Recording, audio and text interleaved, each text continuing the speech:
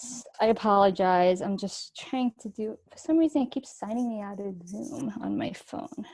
Oh no, I'm back. Okay. You're back. Okay. I'm there. I'm there. So hello, everyone. Welcome. We are so glad you're here tonight.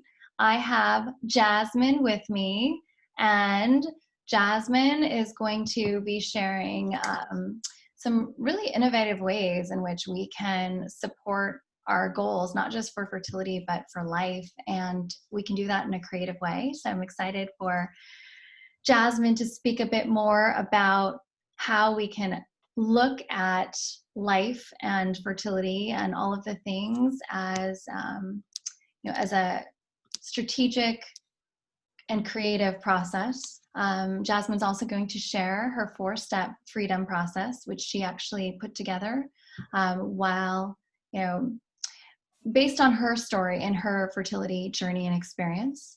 So with that said, I'm going to give you a little bit more insight into who Jasmine is. So aka I'm going to share her bio with you. And then I'm going to share some insight into what Jasmine is doing with some questions I'm going to ask her. Jasmine is going to take us through an interactive workshop. There will be time for Q&A at the end, and then we'll do a wrap up at the end. Remind you about a few things. Jasmine has some surprises for you too.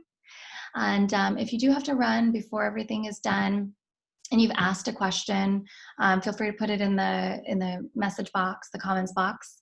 We'll make sure that we get an answer back to you.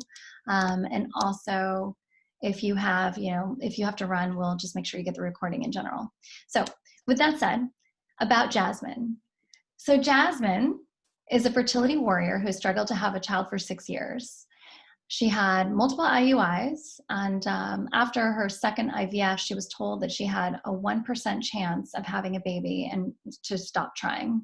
But just like the Jasmine that I've come to know, she did not give up.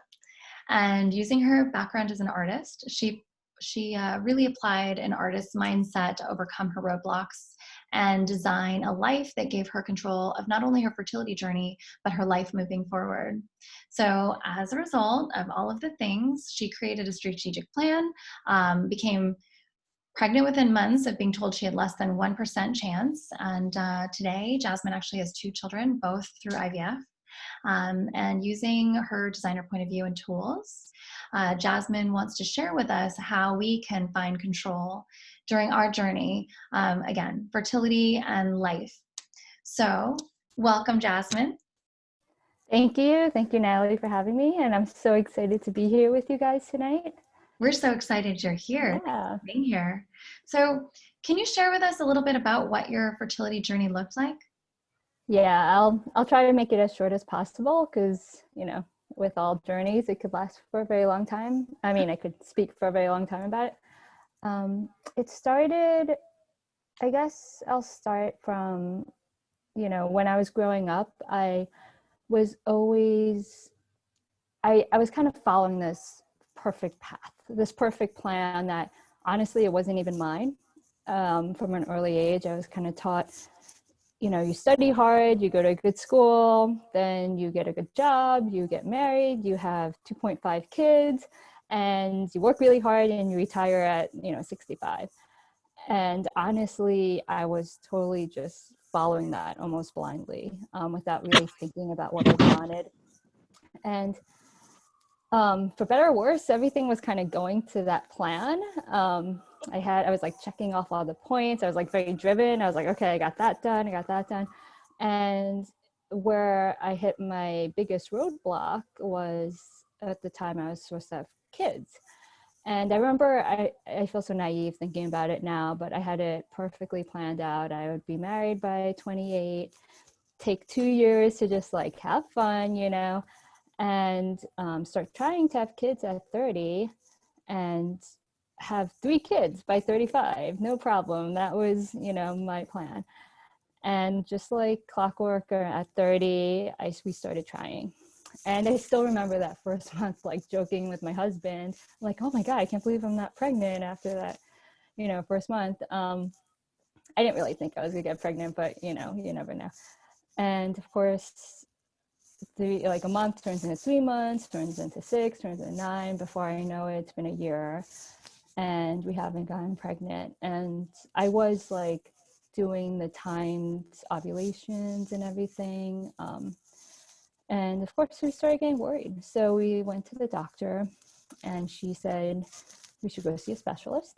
And we did all the tests that, you know, we're very used to, probably me and my husband, and nothing came out of it. Everything seemed normal, which seems like a good thing, right? But of course the doctor said, well, it's been a year, so something is going on, but we don't know what it is. So we're going to diagnose you with unexplained infertility, which is a very frustrating diagnosis, especially when you kind of want to focus and solve the problem. It's like, well, you should be getting pregnant, but you're not.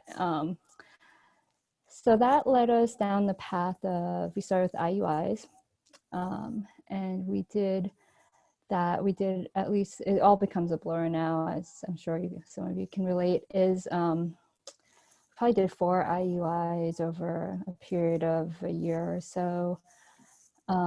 Still nothing. And, you know, during this time too, I went down the Google rabbit hole of, you know, searching for everything, looking for like the magic button or some ingredient that would help us. And still nothing, and still like no closer to figuring out what was the issue. Still the doctor was like, it should be fine, but you know, it's not working. And eventually that we started talking about, the doctor mentioned IVF.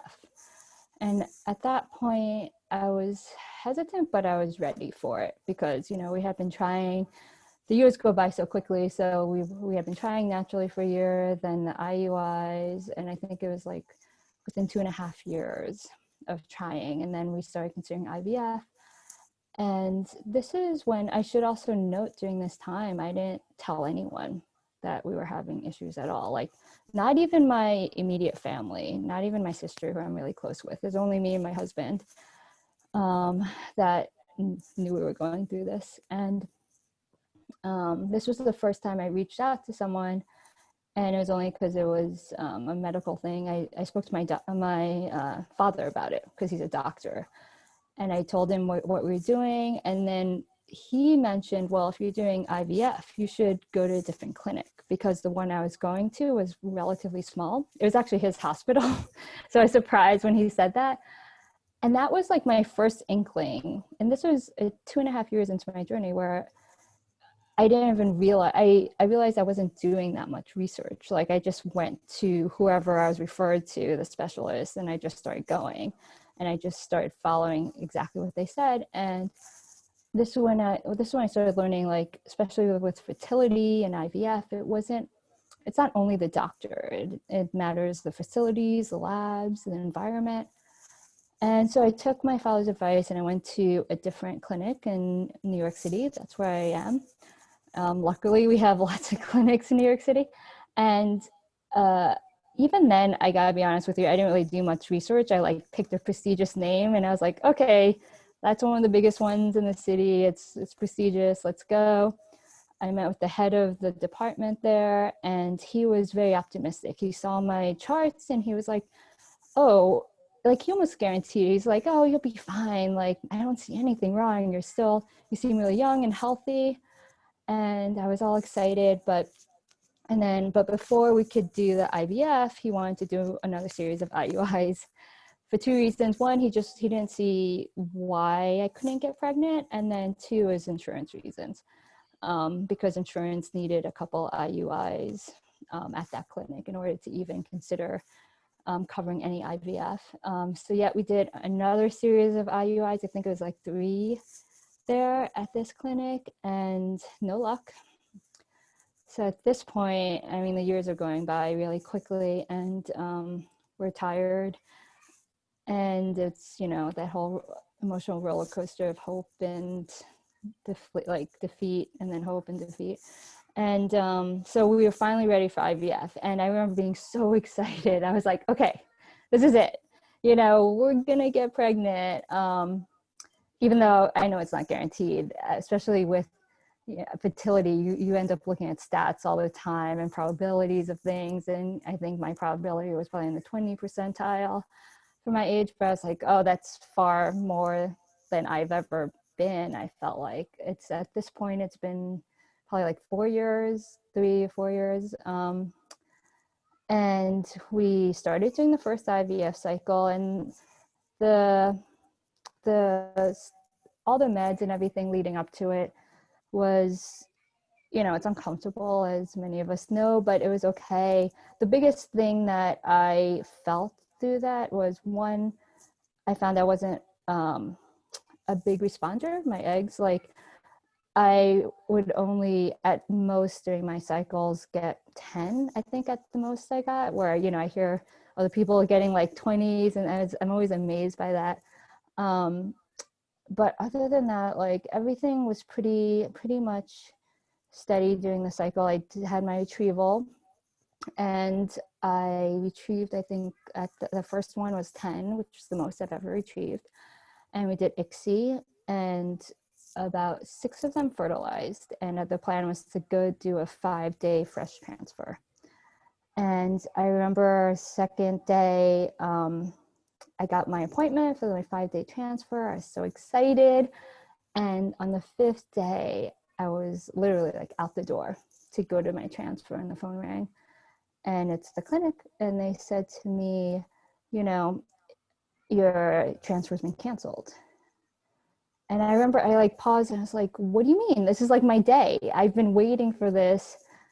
And they said, well, none of your embryos made it to day 5. And it was my first IVF. I didn't even know that was a possibility, that could happen. And it was devastating. I felt like I went through everything, right? Except the very final thing. I had done all the meds, all the appointments, the surgical retrieval, and I never got a chance to like play in the game.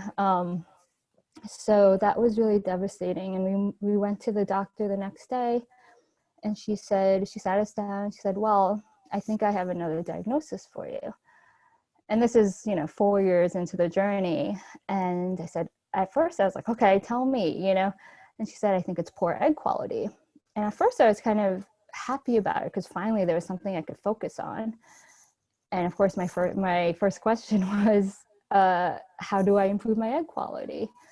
And her response was, well, you can't improve egg quality.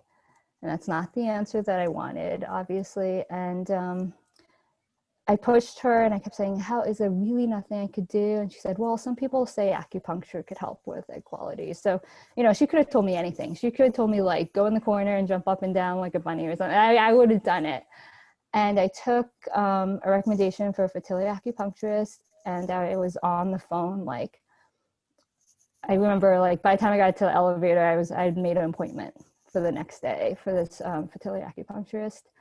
And I met with her, and she's great, Angela Lee, and she sat me down. She looked at my chart, and she's like, yeah, and she's like, I don't see anything really wrong, but I'd love for you to like detox, because you've had so many meds going through your body for the past 4 years, like nonstop.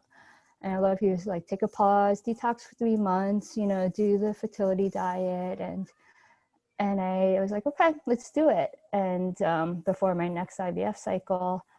And I realized it was also like the first time I really paused and allowed myself to pause during this time, even though there's like breaks in between cycles. You always feel like you're like going for the next thing, and it's really anxiety and like inducing. And during this time was the first time I really figured out myself in a way, which is odd to say, but it's kind of like COVID. I feel like COVID was like the time where we were all quarantined. All of a sudden we were like forced to like think about bigger things in life. It was kind of like that feeling.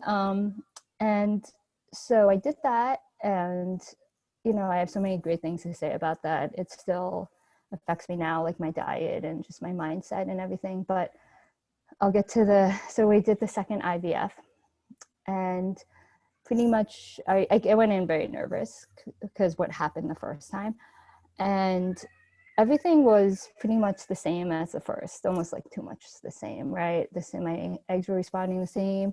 retrieval, I had, probably 1 or 2 less than I did the first one. And again, I did ICSI, and we had a day 5 transfer appointment. And the morning of that day 5 transfer appointment, the only difference was I was at the acupuncturist's office, because I was doing the pre-transfer treatment. And I was so nervous. And I remember after my treatment was over, she came in and she said, she had this look on her face. She didn't even say anything, actually. She had this look on her face, and I knew instantly. And she said, well, the clinic called, it's been canceled. So the same exact thing happened, 2 IVFs in a row, and none of the embryos made it to day 5. And this one was especially hard because, fertility is so hard because you could work so hard. Like I put everything into it. And it's still, I didn't see the result. And me and my husband walked back from the park, walked across the park that morning, and I was crying. I was like so devastated. And also a big part of this was the guilt. Like, that's what fertility, it's not only physical, financial, it's the emotional. And for me, I was holding so much guilt in at this time because we knew it was egg quality. So I felt like it was really on me. And my guilt was that I was the barrier of my husband becoming a father. And I still get emotional thinking about this because, like, when you meet someone and they're meant to, like, they'd be great at something, they'd be a great lawyer, engineer, whatever. But I remember when I met my husband, and we met young, we met in college, I was like, he would be an amazing father. He's like way more paternal than I am. And I just thought that, like, maybe he wouldn't get to be a father, and I was the reason for it. It was just like too much guilt. And I told him on that walk back, I said, if this doesn't work out, I need you to go. Like, I need you to go find someone and be a father, because I'll be fine. But I know, like, I need you to be a father. So anyway, he said no right away. he said like, no, we're in this together, we'll figure it out. But it's hard. Like, even I still tear up saying it too, because I really mean it. Like, this is the hardest part about fertility. This is like so much in there. And so I thought that would be like my lowest moment or the hardest moment. And so that night we spoke, we were in a really good place. And of course I pumped myself back up, because this is what we do, right? We get bad news or something doesn't work out, but then we have to, like, pump ourselves back with hope and optimism, because we have to be ready for the next step. And that's exactly what we did. So the next morning we went back to the doctor in her office, and I was like all ready. I like put myself up. I'm like, what's the next step? Okay, we're going to do this, it's going to happen. And she just started instantly talking about egg donors and adoption to me. And I like stopped her and I said, wait, what do you mean? Are you saying I can't do another cycle with my own eggs? Like, can I not try? And she said, no, I don't recommend it. She was like very matter of fact about it. And I said, how is that possible? I said, there's no chance. And she came back to me she said, I give you less than a 1% chance of having a child with your own eggs. And with fertility and the stats that we get all the time, like, I thought, 10% was low, but like being told like less than 1%, I went numb. And I should say at this point, I'm 35 years old. I've been doing this for 5 years. And in my perfect plan, by 35, I would have had 3 kids by now. And yet here I am sitting across from this doctor being told at 35, I have less than a 1% chance of having any kids. And I don't have any kids. And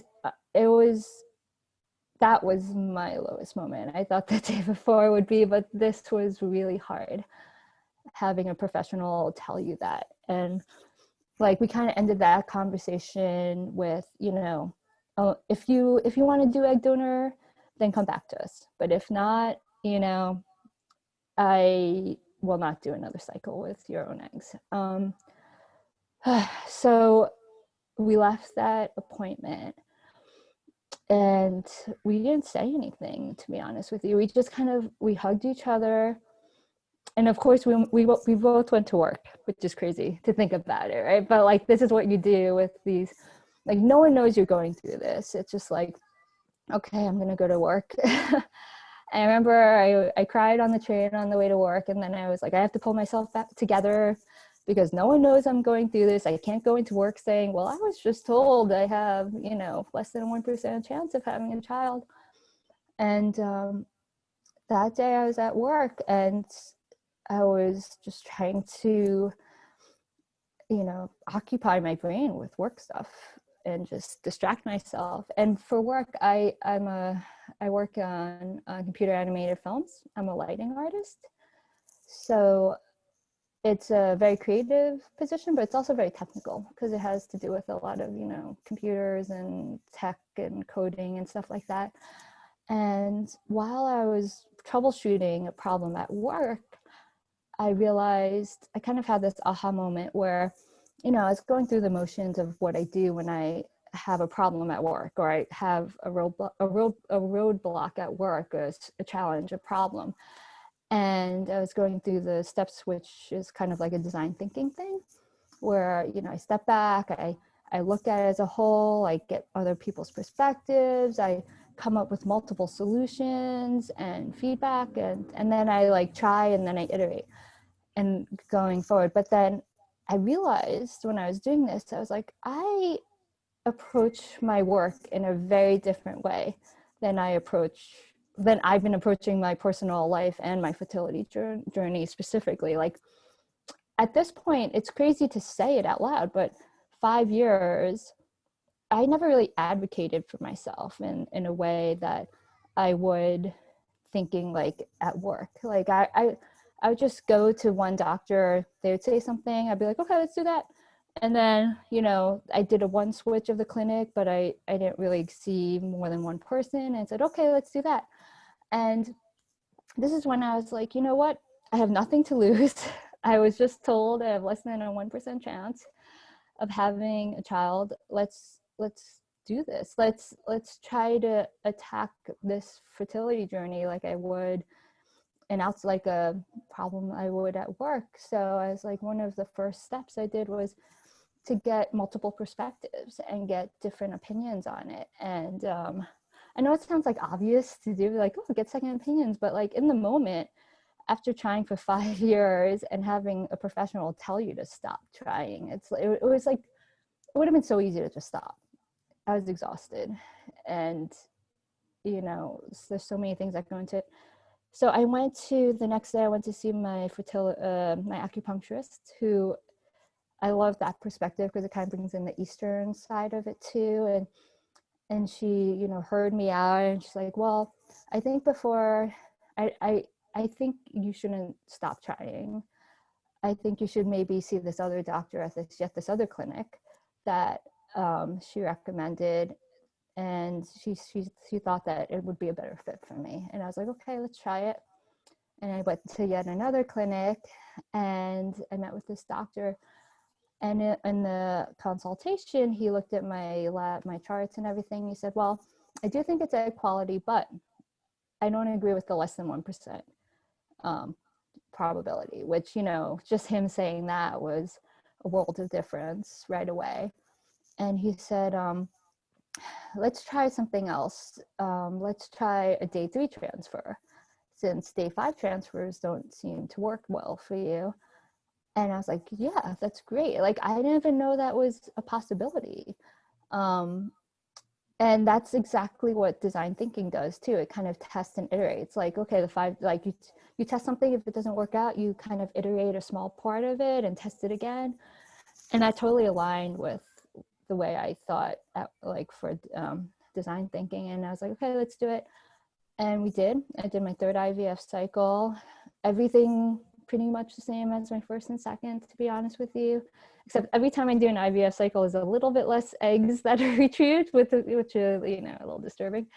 And I got the day 3 transfer. I still remember I was in the hospital, like waiting for my transfer. I was like, I can't believe I made it this far. I was like ready for them to kind of call me out. I was like, sorry, it's been canceled. But I got, we transferred 2 embryos during day 3, and I got pregnant. And it was incredible also for the fact that this was just a couple months after I was sitting in that other doctor's office, and she told me to stop trying and having a less than 1% chance. And I still can't believe it. Like I still look at, so right now, I have a 4-year-old daughter from that pregnancy, and I still look at her and I call her my less than 1% miracle. And I did end up doing another IVF cycle that is now my 2-year-old son. And to be honest, I almost didn't do it because, one, there was so much trauma from the beginning, from all those years. Honestly, I didn't even realize I had all that trauma. And I just thought I was so lucky, honestly. I was like, I don't want to push my luck and try again. But we did. And I'm grateful that we did, because so we did our 4th IVF, the same exact process. Because the doctor did say, like, well, if it worked then, we're not going to change anything. The day 3 transfer at the same clinic, and it worked. I got pregnant with my 4th IVF. I was fully expecting it to take, you know, way more than that. I was very surprised, actually. And yeah, and here I am. And I'm here to share my story and to really share this way to approach fertility, which is so different than what when I was searching. It was all about meds, like what meds you take, or the diet and everything, which is, you know, very important too. But there was nothing about approaching it in a way that, one, is strategic. I mean, it sounds awful to say strategy when you talk about life, but like, it's kind of true. It's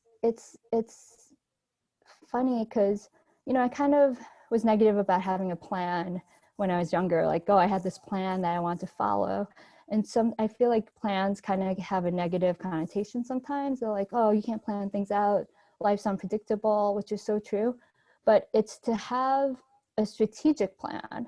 So when the plans don't work out, you have a focus, like other ways of getting to your destination. Otherwise, what happens is you just end up feeling lost and broken down, and it's a way to keep on moving forward and getting to your goals. So that, in a nutshell, is my journey and how I got here today.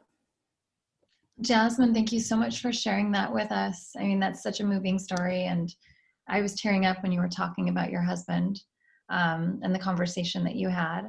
I feel like so many pieces of your journey are, you know, so relatable, right? Like, no story looks exactly the same, but so many elements feel so relatable and so real for me anyway. So thank you for sharing that, and the hope that, you know, that anything is possible. It may just maybe not look the way that we originally thought it did. And, you know, to that end, right? Like, you've mentioned that your career as a professional artist and designer working on animated feature films has really impacted the way that you designed and felt in control of your fertility journey. Like, we all have our things that help us feel in control. And you developed this 4-step freedom method. So would you mind sharing with us maybe a little bit about what the 4-step freedom method is, and how it helped you really gain a sense of control during the journey? Yeah, of course. So how you use it still, because you still use it, right? But you don't really use it for fertility. Yeah, that's the best part. This, like, can translate to anything in life, which I call it like a kind of a superpower where like no obstacle stand in your way for long. So I am gonna see if I'm gonna try this. I create this rig, guys, where I'm like gonna draw here for you guys. So I'm gonna see if this works. Okay. By the way, Jasmine is by far like the most creative person I've ever met.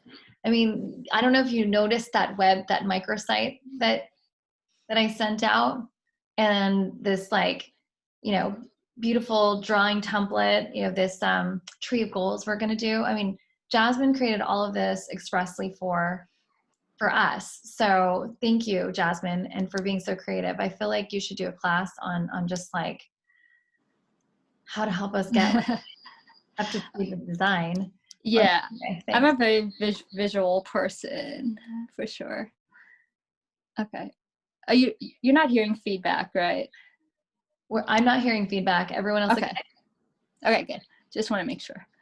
And everybody has. I just want to make sure that everybody also has, because we're going to get into it. So if you don't already have this tree of goals, have it handy because we're going to be using it soon. But if you didn't get a chance to print it out, that's okay too. You can still do this without. So I'll just go through the freedom. Does everyone see this? We do.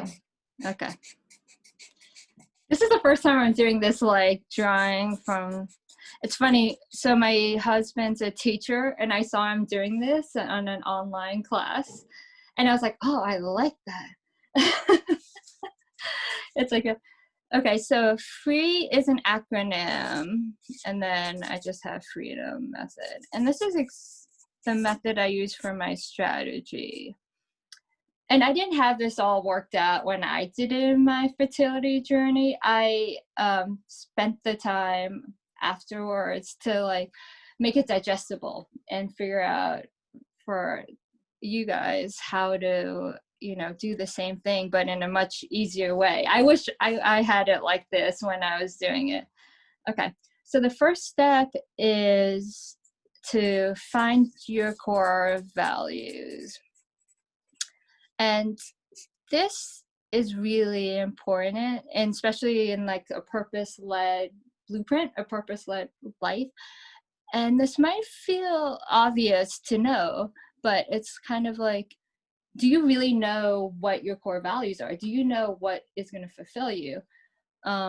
Because honestly, for me, I didn't like until when someone asked me that, I was kind of like, I don't know, like and then you think about, I don't know, things like, oh, I'm just supposed to make lots of money or something. But I'm like, no, that's not what's going to fulfill me. Like, even if I had millions of dollars, that's not going to fulfill me. So it's kind of like, and it's very unique to you as a person.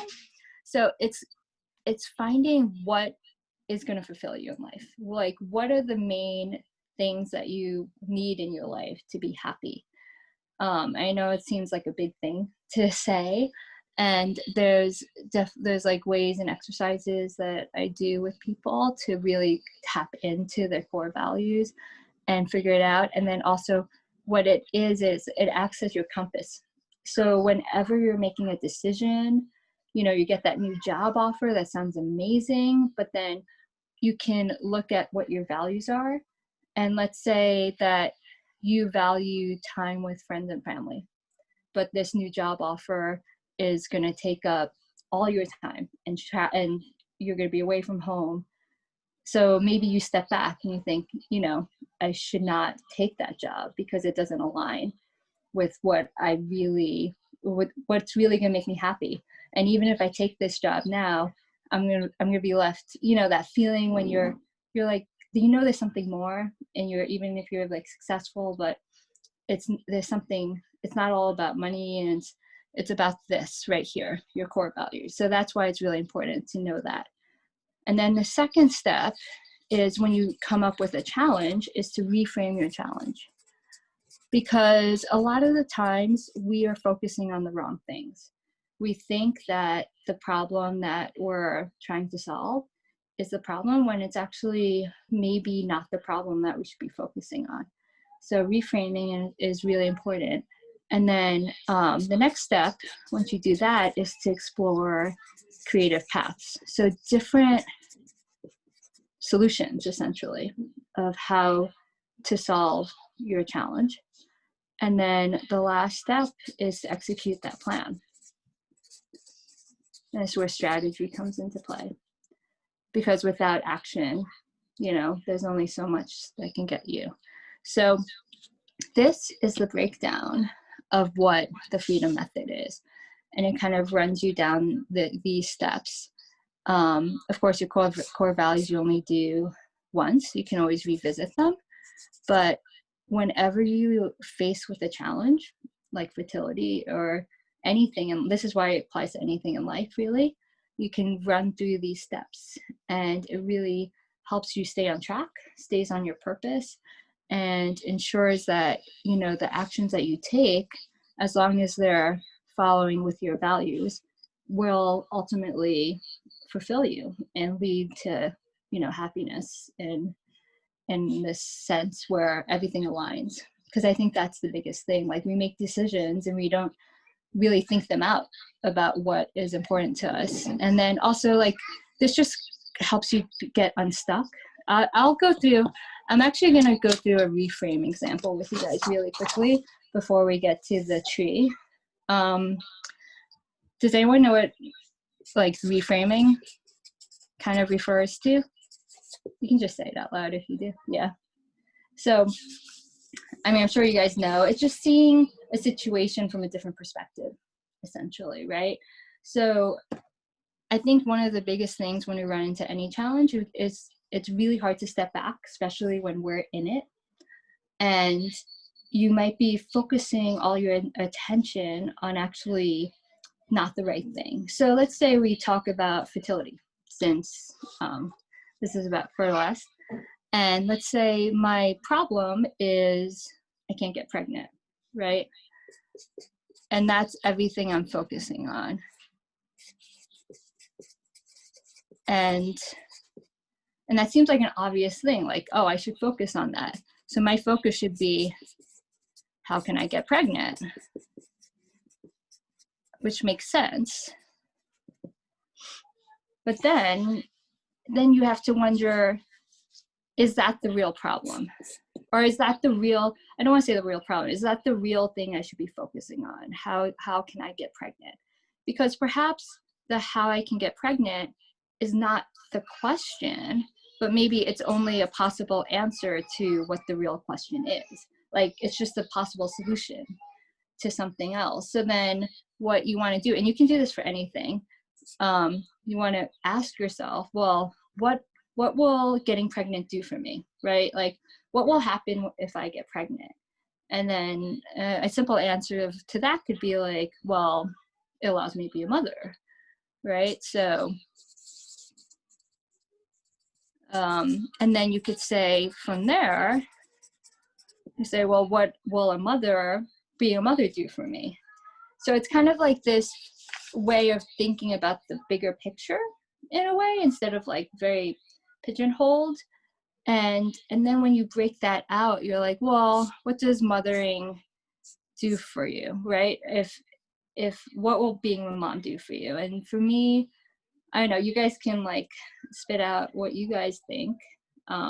Like for me, when I did it, I was like, well, it's like leaving a legacy, maybe. If I'm a mother, I get to be a role model, teach, kind of love, right? Nurture, like there's so many things, and it's very unique to you, right? What does being a mother mean to you? What would that give you to be a mother? And then all of a sudden you look back and you have all these kind of traits, right, that you have to work with. And getting pregnant is one solution to kind of solving this, but you can break this down where it's like, okay, I want to be a role model, or I want to teach. And this is where it's really powerful. It's like you can think of other ways to get that, or other ways to have that too. And you know, you could mentor, you can teach, and there's other ways to leave a legacy, there's other ways to love, other ways to nurture. And the thing that I love about this is, one, you're not saying you're giving up on, you know, getting pregnant or becoming a mother, but it allows you to focus on other ways to fulfill yourself in these different elements too. So at the same time, while you're trying to conceive, let's say, you can work on your other passions, like especially when it goes back to your core values and your purpose. Like you look at that too and you say, how can I fulfill that? Because honestly, I feel like people think, oh, if I have a baby, everything's gonna be solved, right? Like all my problems. But no, I mean, the fact is that's not true, right? An outside force isn't really gonna ultimately make you happy. It's whatever fills you up to the. I know it sounds a little cheesy, but it's true, right? It's like you can't depend on a baby making you happy, because one, that's not true. Um, so it's kind of working on yourself, working on what elements is really important, and also breaking it down in this way where you're reframing it, and also you step back and you can find multiple solutions too.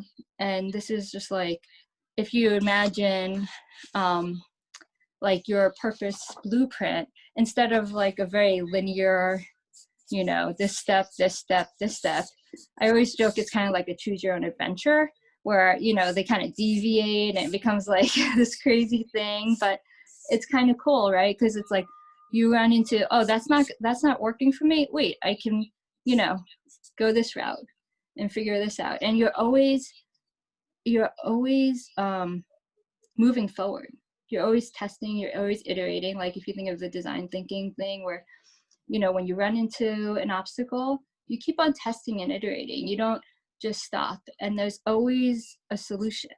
You just have to, kind of sometimes step back, reframe it, find a different way. And often, it might not be the exact linear way that you designed or you expected, but in many instances, it actually ends up being better, to be honest with you, than what you originally thought, which I also find like so inspiring, to like look back at the past and it's like, well, if it happened, honestly, if I had had 3 kids by 35, like I had originally planned, I would be a very different person right now.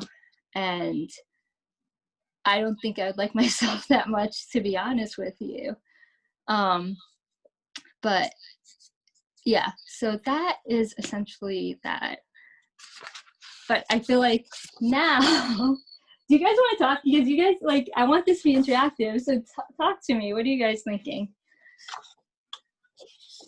Does it make sense? Is it? Jump in there, everyone. I feel like I can tell you, Jasmine, that I feel like what you said about the path not being linear is so true. And I feel like if I hadn't gone, everybody has adversity at some point in their life. And for me, it just happened to be my infertility journey. And it taught me so much about myself, about the way that I view the world, and quite frankly, my own path to happiness, and yeah, and I love that you're reiterating that this path is not linear and there is like a choose your own adventure. And with the hardship comes so many like beautiful things too, right? And it helps to reassess. And I think that it also, like, this journey makes us so incredibly like just open to other things that maybe we wouldn't have been before. And I can't speak for everyone, I'm just speaking for myself. And Monica, I would love for you to just share your comment. Take yourself off mute, please. Sure. I wrote in the chat, infertility was my best teacher, even if I didn't ask for it. So in hindsight, infertility was, make me a stronger, better person. Did I want these lessons? No, not really. But you don't get to choose in life. So you're being dealt with the cards that life gives you. So yeah, I chose to look at infertility as being a teacher. But it's easier said than done when you're through it. I also have to say that when you're in the midst of it, when you're in the middle of that mud, then it can be quite hard to see that. And that's why I love your session here, because this is a great reminder how you can keep reframing your thoughts. So thank you. Yeah, I mean, it makes what you said. It's, no one wants it. It's, And that's where I want to share this because it's a way to keep going and keep moving forward, and but keep trying too, and kind of just having this positive outlook on things, and just working on yourself. I think that's the thing. That's what I think is so interesting about fertility, where there's not enough self-care. I mean, it's like all about you and your body, but you never stop to really take care of yourself in the journey. At least for me, I can't speak for everyone. For me, I definitely did not. And this is a way to kind of put yourself first and know that that's actually like one of the most important things. And by doing this work or this mindset, what the most important part is, it relieves the stress and the pressure and the anxiety associated with, you know, all those cycles you're doing, all the procedures. And, you know, they always say stress, you know, there's differing opinions, but, you know, stress is going to affect you in some way. And it's that way of reducing that anxiety and pressure, because you're going to know that you're going to be okay no matter what. But yeah, I think I spoke too long. Let's go to, so this is a finished one, and I just want to break it down for you guys. So the bottom section here are your core values. So we're not going to have time, obviously, go through everything. But like, this is where you put your core values. This things on the side here is where you'd want to put your strengths. And then up here are your goals. So the reason why it's kind of like this, you know, your core values are like your roots, what really make you, you. And then you want to know what your strengths are. And this is less for fertility, I guess, and more for your overall goals in life and how you approach things. But you want to align your strengths with your core values and make sure that they work together. And then it allows you to kind of branch out and visualize your goals. So let's start with your guy. Like, so you can, I invite you to, you know, write down your vision, your goals. Some people like their 1-year goals, their 5-year goals. And I just find it really therapeutic to do.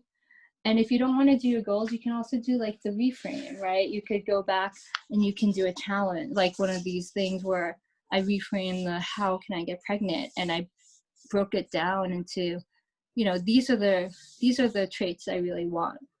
So I could even do it here where I'll put those traits here. And essentially I am trying to figure out solutions, like ways in order to get those traits. So the same thing with the goals. When you put the goals here, and then with your core values, then the in-between is the roadmap to figure out how to get to that place. And kind of create your blueprint, your strategy to get there. It's like a really beautiful. So what do you guys think? Should we do it? Yeah, it's like a very beautiful vision board. Yeah, so it is. So Jasmine, do you want to take like the next like 3 minutes or so, and we can start like filling it all in, and then leave a few minutes for Q&A, so that we allow everyone to get, you know, a little bit of Q&A with you too? Yeah, definitely. And like, if you guys want to talk while you're doing it, I mean, that's what I love about like drawing and coloring. It's just like so relaxing. I just love any conversation that you guys want to bring up too. I mean, I love it. So yeah, everyone feel free to start filling it in. Even if you don't have a tree, like, yeah, write out like your goals and so start with your core values at the bottom, your strengths, and then your roots. The roots are the goals. No, I lied. The roots are the core values. In between is the strengths, and then the tree branches are the goals. Yeah. And yeah, so as everyone's doing that, throw out any questions that you have, or any experiences too. I mean, I feel like just like everything, it's, you know, it's not a linear process, right? Like there's no exact means to an end. And I don't know about all of you, but like the things that would have maybe been my what my tree may have looked like 5 years ago looks very different today than it probably would then. And so I think that this is something that is probably, evolving. Do you do this often, Jazz? Well, yes and no. I mean, I doodle like every night now, especially if you see my Instagram. It's kind of like my outlet. The core values work I'll do every once a year, and then the goals too. So it's something that I go through. The strengths are apparently not supposed to change. Like your strengths are your strengths, from what I've argued with people, but yeah. And then I would say like right now we don't have that much time. So, and especially when it comes to like core values, that does take time to. It's not like I know exactly what my core values are. So if you don't feel like filling that out, or if also, like, since we don't have a crazy amount of time too, if you just feel like coloring and thinking about it while we do it, and then you could always fill it out later. That's also an option, because I know it could be a lot of pressure to be like, so fill out your goals in life, or your fertility or whatever you're, dealing with. So don't feel pressure. Like, this is meant for just like relaxing and, thinking, really. I wanted to say that I think this is so helpful for me because speaking of linear, I always feel like there's, you're chasing this one direction or this path, and this diagram helps me be able to be fluid with my goals and my strengths and things, and like go back and forth between them and not have to sort of list them in a column and a grid. Like, I work in design strategy, but a lot of what we do on the back end is very kind of mathematical, and everything is, well, for me in my world is that way. And this is like so organic, and just the diagram in itself, or when you just described what they're supposed to be, I think I'm going to start with like goals and then jump over to core value, like jump around the diagram a bunch. Yeah, and that's the thing, like, print this out a bunch of times and just like have fun with it. And I love it. Is kind of like a vision board. I actually did a vision board years ago, like the traditional ones where you put like pics, and I was like, it never resonated with me that well, but this is like, I'll hang this up in my, like, next to my bed or something, and like just see it, and it inspires me. That's awesome. So yeah, I hope it does you guys too. Yeah, I love this design as motivation. And speaking of which, like, so how did you get inspired to doodle? Were you literally just doodling today and you're like, I'm going to do this? Yeah, kind of like, well, one, I come from a visual background anyway. And it was really because I just got my iPad, and one of my coworkers were telling me about an app, Procreate, where originally I got it to start doing traditional drawing again, to like really go back into painting, but digitally and all this stuff. And I had a photo up, because if you've seen my Instagram, basically I'm doodling over photos. And that's also one of my other interests, was photography. So I ended up doing one night with my daughter where I had a photograph up, and I just started doodling over this photograph, and I was just like having fun with it. It actually reminded me of like, not vandalizing billboards, but like, it's kind of like when you go with a pen and a poster and you start like doing stuff. And I think I did like put mustaches on, and we were like having fun with it. And I just really enjoyed it. It reminded me of when I was younger and I would color.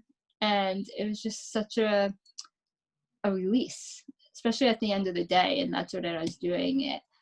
And then I just kept on doing it, and I just really like it. I take time. It's kind of my wind down. At the end of the day, I take a photo and I doodle, and my daughter gets involved now. So the reason why there's hearts everywhere, I joke, is because my daughter, when I started doodling, she's like, Mom, can you draw some hearts in there? And I draw like one, and then she'd ask for more. and then eventually there'd be like all these hearts everywhere, and then occasionally she'd see one of my doodles and she's like, Mom, you didn't put the hearts in. So like now with every doodle I make sure to put hearts in for her, because she'll like call me out otherwise. But yeah, and I just feel like it's a great combination of like photography and just sketching and just like releasing. I don't know. And I'm very visual. I'm like, so it kind of aligned with that. I love that I now understand why you have so many hearts in your doodles. Like, I'm not that I ever really thought about it, but now that you say that, I'm like, oh, yeah. It's like your sister. You've got hearts like on your cheeks, or yeah. Like that's, yeah. So what I would love to do is, you know, while everyone is doodling or, you know, collecting your thoughts, like if you have any questions for Jasmine, please feel free to take yourself off of mute and jump in there. Ask any of the questions. I think Jasmine's open to, you know, answering questions about her fertility journey and also her life as an artist and life, right? So, and the strategic process that came from, you know, what is your design work? What is is that a question? No, I was just, okay. Just chatting. And I know, like, I know that so many people on the phone call are, and Monica had to run, by the way. She said, thanks so much for having her. And she loved it. She just had to go. She actually has a client right now. But so many of the people on the phone call right now are really sort of in that design world and space. I know Sue is, and Julia from a creative floral standpoint. I feel like Julia's always working with color, and I love how that manifests. So I don't know. Tell me, Julia. Tell us. No, I love this, by the way. I think it's wonderful. It's just what I needed. I'm just coloring because I gravitate to color. I'm a color master, and I apply color in everywhere around my life. And I love hearts, by the way. I think it's great to see all these hearts. I collect different polished stones in the shape of hearts, and when someone's going through something really hard, I send them a polished heart in the mail, and wish them well and energize the stone. But as far as color, there's a lot of deep psychology around color, and the way it makes people feel. So I'm constantly working with it, and it's one of the reasons why I got into flowers, because flowers have proven to be uplifting, and I follow nature in terms of whatever color palette I'm working with, and I don't know, that's pretty much how I do my artwork or design florals or color consulting or whatever it is I do with that. But this is great. I started coloring right away because that's always what I'm going to do, is start coloring, because it becomes meditative for me. And the intention is to figure out, well, what are my core values? What are my strengths? I'm struggling with what my strengths are, so that'll probably be the last thing I answer. But as I color, the information comes, the info I'm looking for, the answers, like I come in once I'm relaxed. Well, Julia, I can come up with strengths for you, but you've got to do this on your own. But yes, if you really are struggling, you know, I can certainly help you there. You have Actually, Natalie, I was gonna say that the best way to figure out your strengths is to ask other people, because it's really hard sometimes to see your own strengths. I recommend either one, asking people that know you, and you'll be surprised. It's actually really nice to do.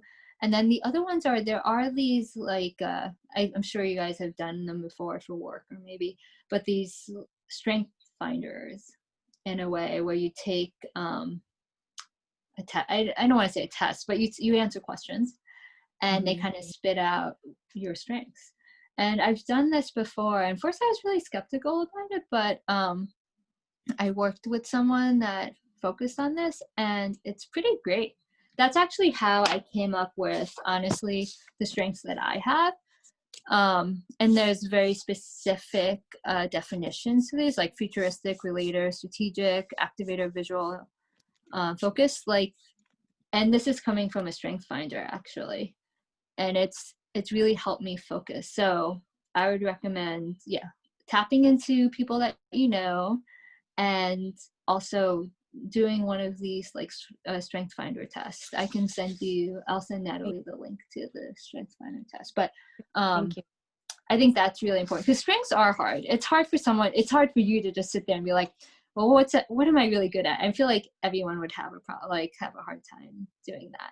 But isn't that interesting? I feel like, well, this sounds terrible, but most women that I know, if you ask them what their own strengths are, right, like myself included, like, I think we all struggle with it.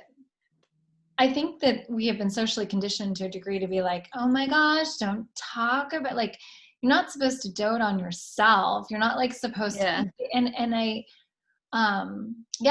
so going back to your reframe, I feel like, wow, like some of this stuff like is just societally, conditioned in us, and we all have great strengths, and but it sometimes feels like we're boasting, or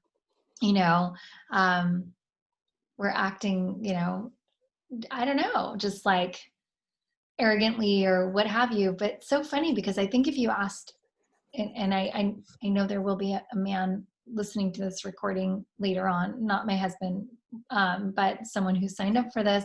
And so I'm not like singling you out, by the way, when you watch this. I'm just saying that most men that I know, that I've come into contact with over my life, have absolute zero problem, raising their hand to say, oh yeah, I know what my strengths are.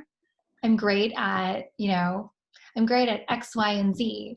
And usually they're able to, leverage it to do things that they want to do, right? Like to move things in their direction, whether it's to make money or otherwise, right? But they don't seem to have an issue. So I think this is a really nice exercise too, just in general, to pump us up. I mean, that's why, I agree. That's why this is so important, not like we kind of hinted at, not only in fertility, but in life. Like, I'm working with someone right now who's it's not fertility, it's more like that life question, like, what is my purpose? They're really successful in their career, but they're not happy, and they don't know why they're not happy. And I feel like a lot of us feel that way, and we just kind of feel like, oh, I guess I'm stuck, like I'm just not gonna be happy. But I can tell you, working with her on this piece, the core values and the strengths combined, like, are huge. It really helps you kind of realize, oh wait, no wonder I'm not happy in what I'm doing in my career, because it doesn't align at all with my strengths or my values. And then once she realizes that, we're actually working on, she's like basically being proactive, and she's creating the role that she wants within her job, because now she knows, she has a clear direction of like what is missing, and she's like, oh, that is missing, that's why I'm not happy, because I don't have the collaboration that's so important to her, or like the innovation piece that's so important to her. And that's why it's so important to like figure this out about yourself, the core values, and then tie it in with your strengths, because then like when these two things are aligned, it's like super powerful of anything that comes up in life. And you can look back at this and be like, okay, how does that fit into this piece right here? And if it's totally misaligned, then you know what to know. Be like, nope, I'm not even gonna go down that route. And you'll save yourself years, because it's like, if you're meant to live in the city, but you take a job in the middle of nowhere because it pays really well, and you say, oh, it's just going to be for however long. You take it, but you're miserable. It's like, what's the point? It's like, you should focus on what you want, like what makes you happy. And the best thing I love about it is it's unique to every person. Like, it's your own unique blueprint. What makes other people happy doesn't necessarily do it for you. So I think that's what is so powerful about like tapping into your own. And I think when we like concentrate on what we really want, from ourselves and in this life, I think that allows some focus and manifestation for the universe to help us get there. But that's just like my thinking. I don't know if that's what you would necessarily agree with. But that's kind of how I view things. If I wake up on the wrong side of the bed, probably the rest of my day might look like that unless I, kind of do some sort of exercise or something to get myself out of that funk early on, right? And there's different things that I try to do that. And there are ways to shift that. But have you ever noticed, like, when you're like really, like when something not so great happens, it's like, it feels like it's snowball for the rest of the day. I really feel like it's like that, what we don't even realize we're putting out there is what other people end up reacting to. So I don't know. That's just kind of my thinking about it. And by the way, if everyone hasn't already guessed or didn't have a chance to read the bio, or you missed that when I introduced Jasmine. Jasmine's actually a coach, a leadership coach. So I think, Jasmine, as we are, kind of like coming to an end here, what I would love to do is have you, share with the group how everyone can stay in contact with you, and, any other pearls of wisdom that you'd like to leave with us today. Yeah. I'm like, I have so many. Well, one, I want to thank you guys for being here and being part of this. And as a thank you too. So I do like coach people in fertility and in life to kind of maximize, create this blueprint, this strategy for their life. So, and this is kind of like one of the examples. And the way I do it is a very visual way. So a lot of my sessions are kind of like this, where I'm like talking to the person and we're like actually like drawing things out, which I know is a little different than other people do, but that's just me, my personality, and it's very visual. You can, if it's fertility specific related, I actually do have like a freedom method, a free training on the freedom method and like some of the misconceptions with fertility that you can find on my site. And then as a thank you for showing up today, I am going to invite any of you that want for a free 30-minute strategy session to, figure out choose one of the goals that you want, and then we will create together a strategy, a blueprint to get to that goal. Yeah, and if you want that, I'll send the link to Natalie, and you can sign up for that. And other than that, I'm around. So you can find me on Instagram with my doodles if you want to see doodles with lots of hearts. And yeah, I'm here if you ever need me. Thank you so much, Jasmine. And if you weren't already in the loop, we are doing a giveaway. So Jasmine is going to be offering, or has offered, one custom personalized doodle to one person. And that giveaway is being hosted on my Instagram page. So if you haven't already signed up for that, please do. And yeah, it can be a photo of anything. It can be a photo of you and your dog, or your spouse, or just you, or whoever you want it to be of. So yeah, it's really cool. I'm very excited. I am commissioning Jasmine to do one for me. I'm very excited about this. And I think that yeah, if you'd like to get in touch with Jazz after the event, I'll make sure just to provide all of her particulars, and including her email, as well as the information she'll provide to me, her Instagram handle, and all the good stuff. So just wanted to again thank everyone for being here.